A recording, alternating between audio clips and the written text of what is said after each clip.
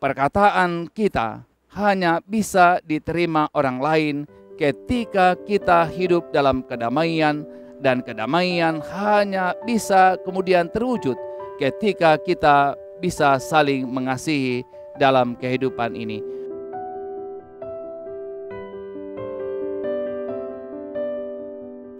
Saudara-saudara dari Jemaat Surabaya, Kota Surabaya, kami mengucapkan salam jumpa bagi Bapak Ibu dan saudara-saudara dimanapun saudara berada dalam edisi Renungan Harian Gereja Toraja tanggal 8 November 2020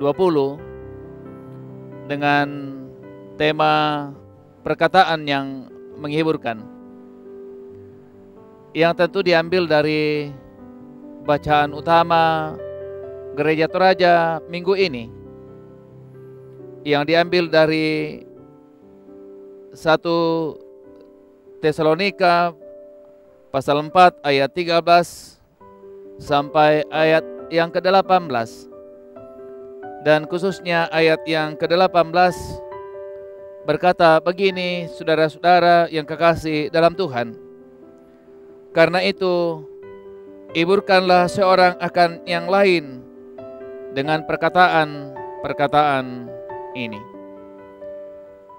Saudara-saudaraku yang kekasih dalam Tuhan, dalam setiap beban, dalam setiap pergumulan, dalam setiap duka cita yang dihadapi oleh seseorang, maka tentu ia membutuhkan apa yang disebut dengan dorongan, ia membutuhkan yang disebut dengan penghiburan agar ia mampu untuk kemudian keluar atau menghadapi beban yang dialaminya.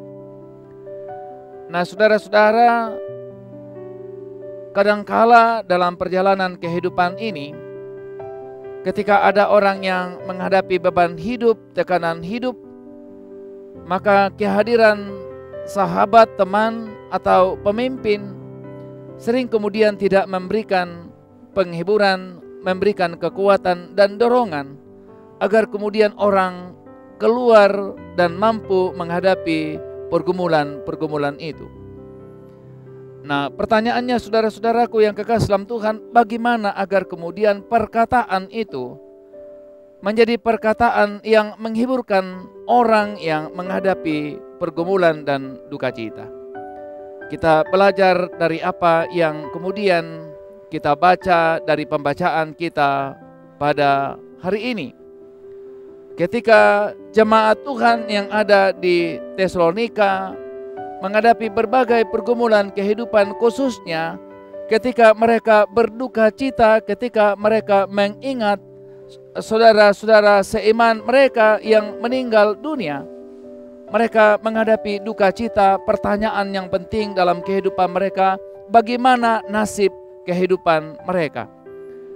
Dan karena itu saudara-saudaraku yang kekasih dalam Tuhan, Paulus dalam pembacaan kita menuliskan surat kepada mereka agar mereka kemudian memiliki pengharapan, memiliki kekuatan, atau kemudian dalam pembacaan kita dikatakan memiliki kekuatan dan penghiburan tidak seperti orang-orang yang tidak punya pengharapan.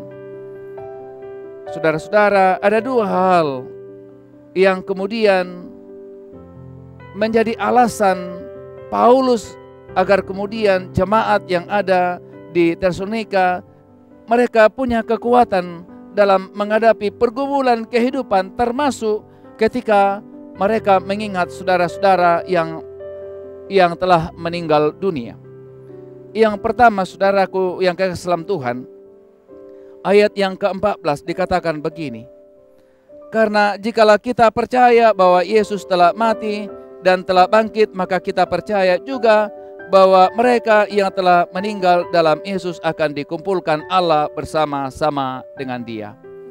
Jadi alasan yang pertama, Bapak Ibu dan saudaraku yang dalam Tuhan, penghiburan yang kemudian diberikan oleh Paulus kepada jemaat yang ada di Tesalonika adalah agar mereka meyakini bahwa kematian dan kebangkitan Kristus itu adalah dasar bahwa mereka juga kemudian akan mengalami yang namanya kehidupan dan kebangkitan, dan mereka akan bersama-sama dengan Allah. Yang kedua, saudara-saudaraku yang kasih dalam Tuhan, Paulus juga kemudian menekankan agar jemaat yang ada di Tesalonika memiliki pengharapan yang teguh bahwa Yesus yang naik ke sorga itu akan datang kembali. Di ayat yang ke-17 dikatakan begini, saudaraku, sesudah itu kita yang hidup, yang masih tinggal akan diangkat bersama-sama dengan mereka dalam awan menyongsong Tuhan di angkasa. Demikian kita akan selama-lamanya bersama-sama dengan Tuhan. Jadi yang kedua, saudara-saudaraku, keyakinan Paulus bahwa Yesus akan datang kembali, dan dengan demikian bahwa kedatangan Yesus menjadi jaminan kehidupan kekal bagi orang yang percaya kepada Kristus. Nah, karena itu Bapak, Ibu, dan saudaraku yang kekasih dalam Tuhan, inti dari ajaran itu adalah keyakinan kepada Kristus. Persoalannya adalah bagaimana agar kemudian orang yang ada di jemaat Tesalonika boleh menikmati ajaran itu. Kalau kemudian kita melihat di pasal yang kelima, dikatakan begini, ayat yang ke-13, hiduplah selalu dalam damai seorang dengan yang lain, dan kedamaian hanya bisa dinikmati dan dialami ketika ada kasih. Dengan demikian Bapak, Ibu, dan saudaraku dalam Tuhan, perkataan kita hanya bisa diterima orang lain ketika kita hidup dalam kedamaian, dan kedamaian hanya bisa kemudian terwujud ketika kita bisa saling mengasihi dalam kehidupan ini. Dan karena itu Bapak, Ibu, dan saudaraku dalam Tuhan, marilah berkata-kata, saling menguatkan, saling menghibur dalam kehidupan ini, sehingga kita mampu menjalani kehidupan yang Tuhan anugerahkan bagi kita sekalian. Amin.